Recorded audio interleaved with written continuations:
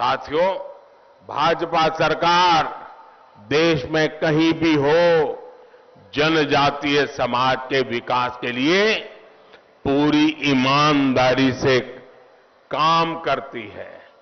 अटल जी की सरकार ने पहली बार आदिवासी समुदाय के लिए अलग मंत्रालय बनाया, अलग बजट बनाया। अब तो हमने आदिवासी विकास के लिए बजट को 5 गुना कर दिया है।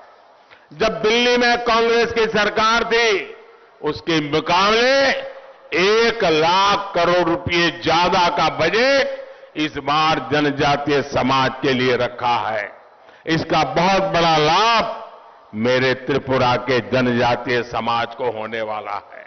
साथियों, ये हमारी ही भाजपा सरकार है जिसने सरकारी स्कूलों में कोक-बोरोक भाषा को एक विशेष विषय के रूप में शामिल किया है। आज इसे त्रिपुरा के सैकड़ों स्कूलों में पढ़ाया जा रहा है।